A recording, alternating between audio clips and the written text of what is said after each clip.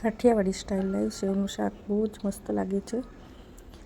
એને આપણે રેડી કરવા માટે ચણાનો લોટ 1 કપ લઈ લીધો છે. એની અંદર 2 ચમચી જેટલું તેલ એડ કરીશું. ત્યાર પછી એની અંદર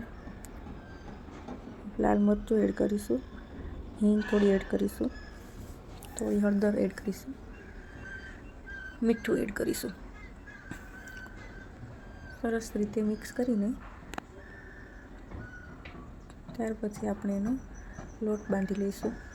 થોડું થોડું પાણી એડ કરતું જઈ અને સરસ રીતે પોત ઢીલો બી નહીં અને કઠણ પણ નહીં એટલો લોટ બાંધી લેવાનો છે.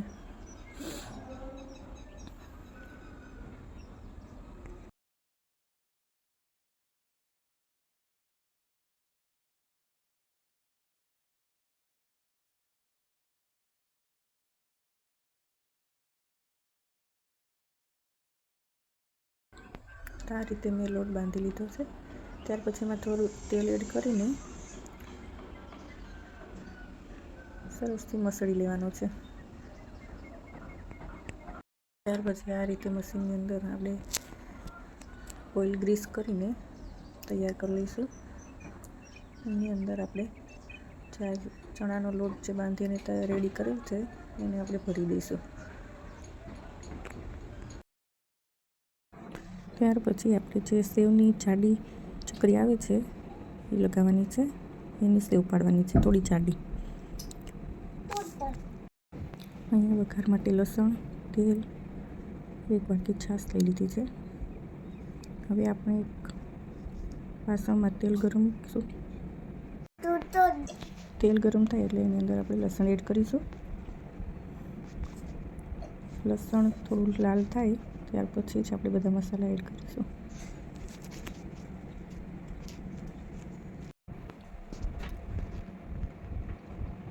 લસણ લાલ થઈ ગયું છે એની અંદર આપણે જીરું, હળદર, હિંગ એડ કરી દઈશું. ત્યાર પછી એની અંદર થોડું પાણી એડ કરીશું.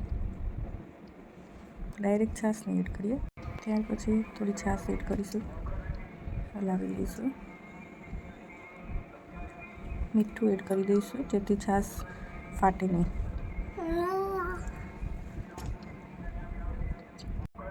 ત્યાર પછી એની અંદર આપણે થોડી વધારે છાશ એડ કરીશું. થોડું ગરમ થાય ત્યાર પછી આપણે એની અંદર સેવ પાડીશું. આ રીતે એમાં ડાયરેક્ટ સેવ પાડવાની છે.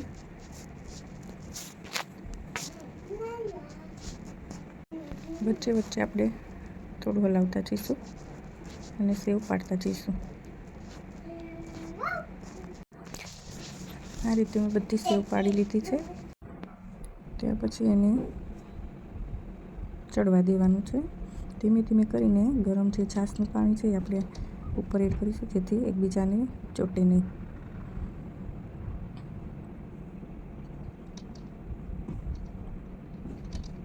ત્યાર પછી એને સરસ રીતે થોડી વાર ચડવા દઈશું. આ શાક થોડુંક ઢીલું જ રાખવાનું છે કેમ કે ઠંડુ થોડું થશે એટલે કઠણ થઈ જશે. આ રીતે થોડું ફેરવીને સેવને છૂટી કરી લેવાની છે.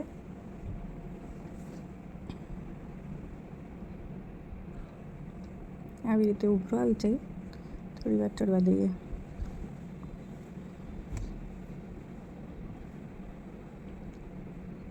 લાઈવ સેવનું શાક રેડી થઈ ગયું છે. ખાવામાં ખૂબ જ સ્વાદિષ્ટ લાગે છે. એકવાર જરૂર ટ્રાય કરજો અને જો રેસીપી ગમે તો લાઈક અને સબસ્ક્રાઈબ કરજો.